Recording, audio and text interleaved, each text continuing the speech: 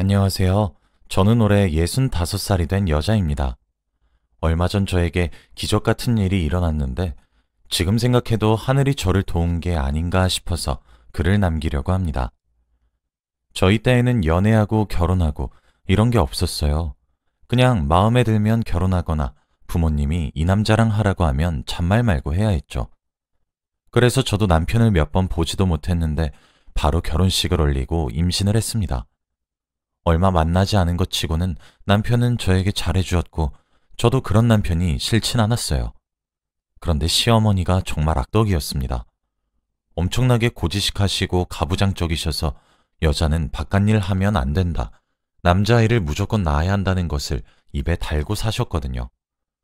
그래서 저도 아들을 낳아야 시어머니께 예쁨 받을 수 있다는 생각에 아들을 원했지만 저는 딸을 낳았습니다. 그때는 의학이 지금처럼 발달되지 않아서 아기를 낳을 때까지 성별을 모르다가 아이를 낳고 의사 선생님께서 확인한 후에 딸인지 아들인지 알 수 있었기에 저는 출산날까지 하늘에다 대고 제발 아들 낳게 해주세요 라고 빌기까지 했습니다. 딸을 낳으니까 시어머니의 구박은 더 심해졌어요. 이에 갖다 버려라 라고 하시면서 딸을 막대하셨거든요. 남편과 제가 말려도 시어머니 한 명을 감당하기 힘들었습니다. 그리고 아이를 낳자마자 곧장 둘째를 가지시라고 하셨죠.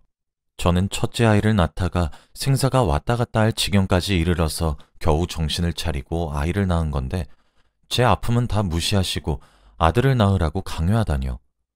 결국 둘째를 낳지 않았고 첫째만 있으면 된다고 했습니다.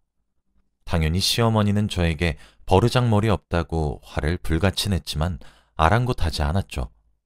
시어머니는 여자인 아이가 보기 싫었는지 저와 남편이 한눈을 팔고 있으면 누워있는 신생아 딸을 괴롭히는 게 일상이었습니다. 한 번은 시어머니가 아이를 잘못 놓는 바람에 두피에 큰 흉터가 났어요. 저희 딸은 몇십 바늘을 꼬맸고 수술 부위에는 머리카락이 자라지 않게 되었습니다. 그래서 결국 저와 남편은 시어머니와 인연을 끊기로 결심했습니다. 그 뒤로 한 번도 찾아뵙지 않고 찾아가지도 않았죠. 그리고 아이는 4살이 되었습니다. 커갈수록 머리는 점점 커져가는데 수술 부위는 머리카락이 자라지 않으니 머리가 많이 비어 보이는 거 있죠. 여자아이는 가뜩이나 그런 거에 예민한데 커서 아이가 상처를 받을까봐 너무 걱정되었습니다.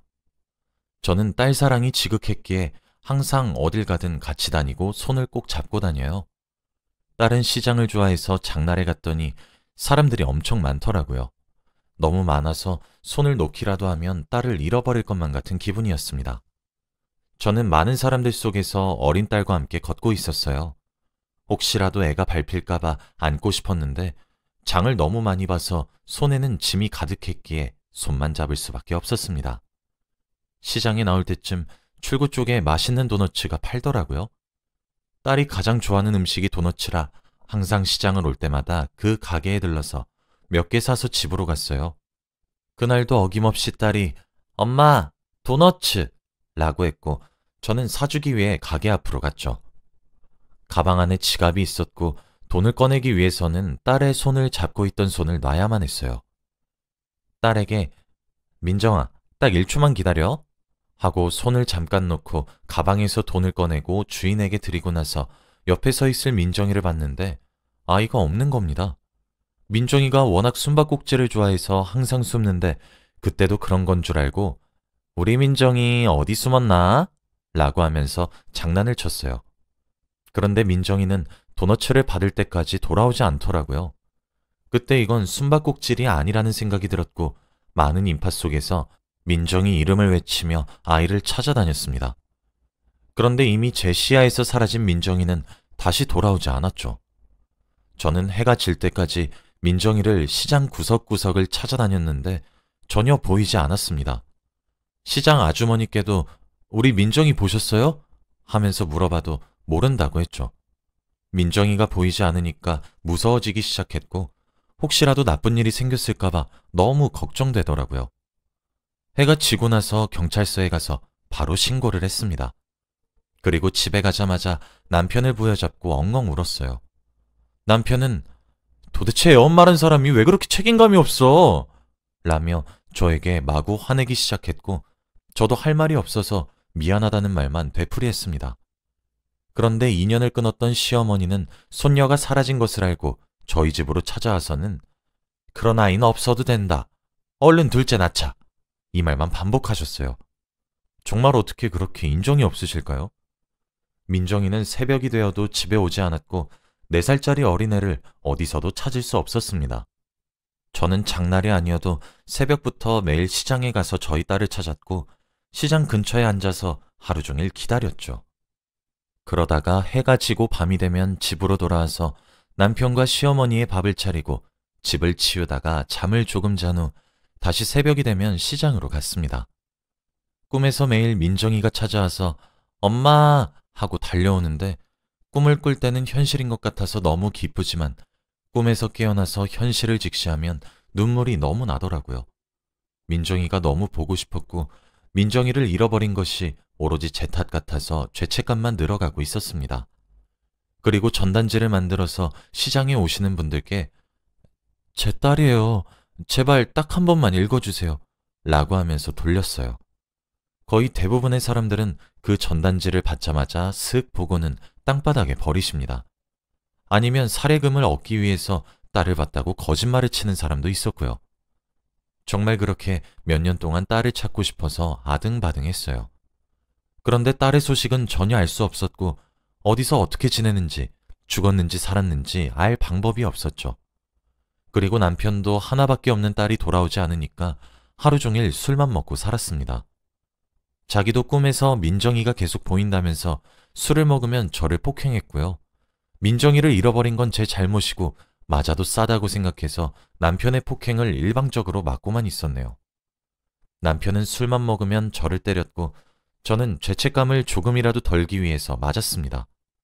그렇게 몇 년 동안 생활이 반복되다 보니 남편이 간암에 걸리게 되었어요.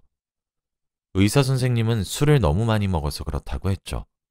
이미 발견했을 때에는 손을 쓸 수 없는 단계였고 너무 많이 퍼져서 살 날이 얼마 남지 않았다고 하셨습니다. 남편과 저 사이에 사랑이 없는 건 당연했고 무미건조했기에 남편이 죽는다는 말에 별로 흔들리지 않았어요. 그런데 시어머니는 달랐어요.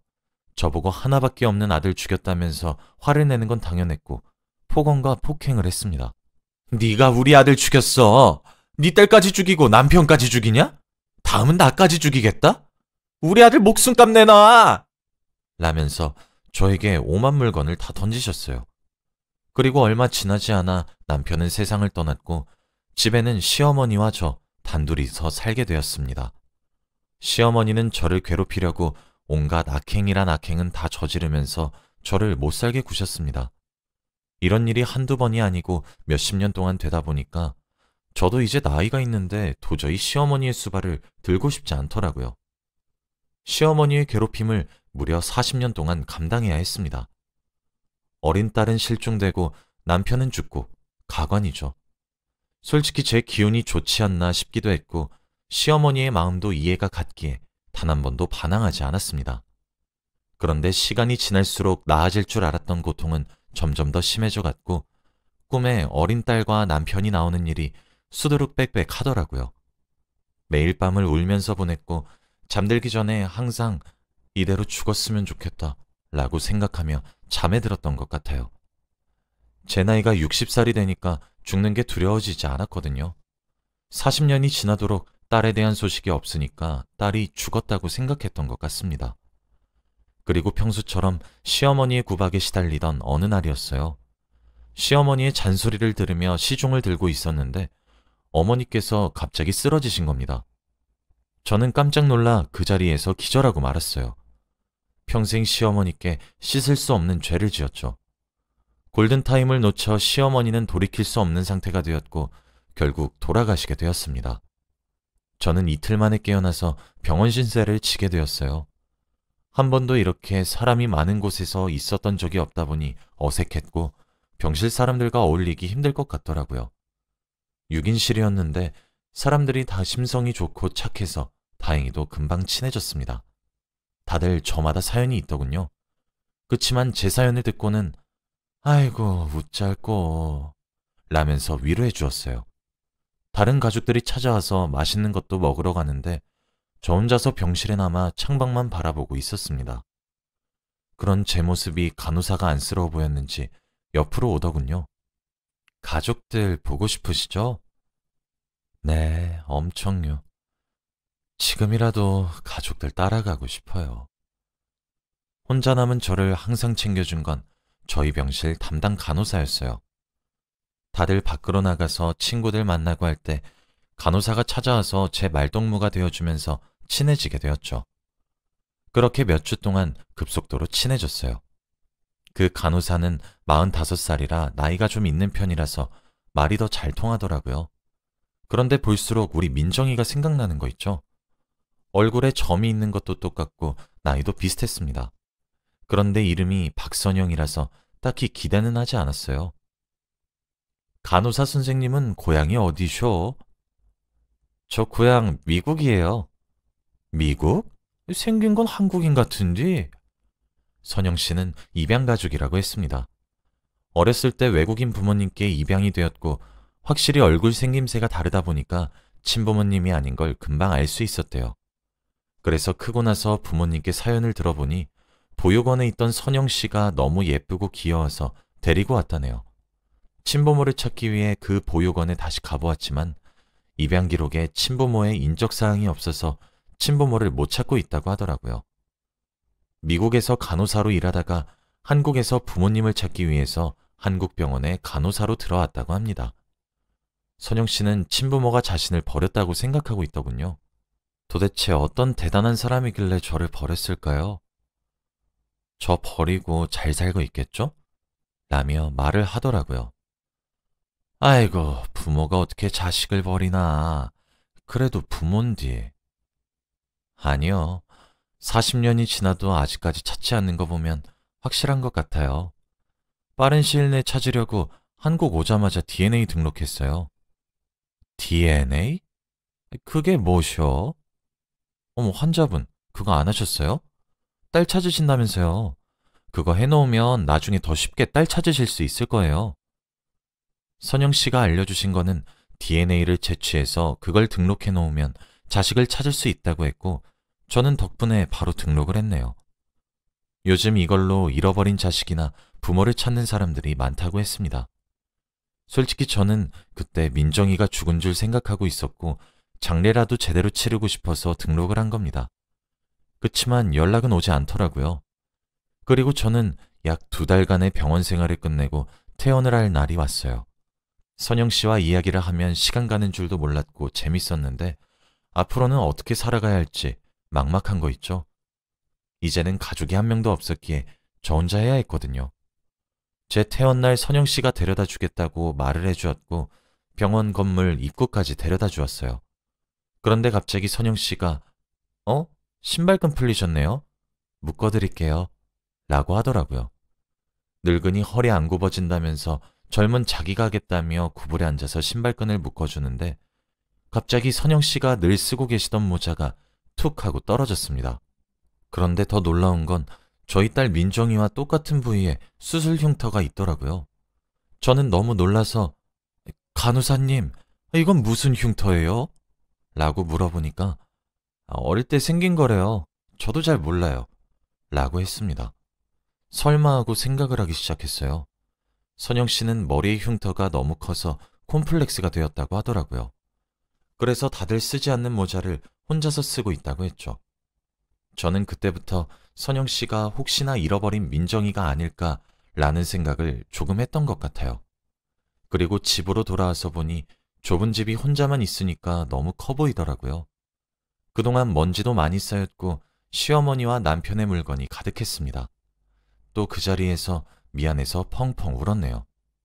한바탕 울고 나니까 힘이 없어서 방바닥에 주저앉아 있는데 갑자기 집 전화로 전화가 왔습니다. 받으니까 제가 그때 DNA를 등록했던 곳이었죠. 할머니, 따님분 찾은 것 같아요. 라고 하는 겁니다. 저는 너무 놀라서 신발도 제대로 신지 않은 채로 버스를 타고 그곳으로 갔어요. 도착해서 전화하신 분을 찾았는데 여기 검사 결과지고요. 따님분에게도 연락을 드렸으니까 곧 오실 거예요. 여기서 조금만 기다리세요. 라고 하더라고요. 저는 정말 심장이 터질 것만 같았고 40년 만에 본 딸은 어떻게 생겼을지 너무 기대되었습니다. 첫 마디를 어떻게 해야 할지 고민이 되기도 하면서 내 딸이 아니면 어떡하지 등등 정말 많은 생각을 했네요. 그렇게 한 30분 동안 기다린 것 같아요. 그때 검사해 주시는 분께서 한 여자를 데리고 왔는데 할머니, 따님분이에요 라고 하더라고요. 그 여자의 얼굴을 보고 저는 정말 충격을 받았습니다. 바로 선영 씨였거든요. 저와 선영 씨는 눈이 마주치고 둘 다 놀라면서 펑펑 울었습니다. 검사해 주시는 분도 저희 둘이가 이미 아는 사이니까 놀란 눈치더라고요. 선영 씨가 저에게 말해주었던 모든 이야기는 다 제 얘기였습니다. 너무 예쁘게 잘 커졌고 끝까지 친부모를 찾으려고 한 게 너무 고맙더군요. 그리고 이 일을 말해줄 수 있는 남편과 시어머니가 없으니 너무 아쉬웠습니다. 저희는 몇 분 동안 안고 펑펑 울고 나서 이야기를 진지하게 나누었어요. 민정아, 엄마 보고 실망하지 않았니? 무슨 소리야, 엄마. 절대 아니야. 보고 싶었어. 나도 너무 보고 싶었어. 엄마는 아직도 꿈에서 널 잃어버렸던 시장에서의 장면이 떠올라. 얼마나 그리웠는지 몰라. 민정이는 그때 손을 잠깐 놨는데 사람들에게 치이고 치여서 계속 밀려갔고 엄마를 찾을 수도 없이 멀어졌다고 하네요. 그리고 자기도 엄마를 찾아다니다가 이리저리 돌아다녔는데 결국 길을 잃고 보육원으로 갔다고 했죠. 그날 민정이와 같이 저희 집으로 가서 지금까지 살아온 이야기를 듣는데 정말 시간 가는 줄 몰랐습니다. 그리고 다행히도 양 부모님께서 민정이가 친엄마를 찾았다는 사실을 알고 파양을 해주시더라고요. 그렇게 민정이는 제 딸이 되었습니다. 가족을 잃고 세상에 버려진 기분이라 너무 힘들고 슬펐는데 이렇게 다시 보게 되니까 꼭 꿈을 꾸고 있는 것만 같았죠. 다시는 민정이를 놓치지 않을 겁니다. 얼마 전까지만 해도 생을 마감하려고 했던 사람인데 이제는 민정이가 있으니까 오래오래 장수하고 싶어요. 제 이야기는 여기까지예요. 들어주셔서 감사합니다.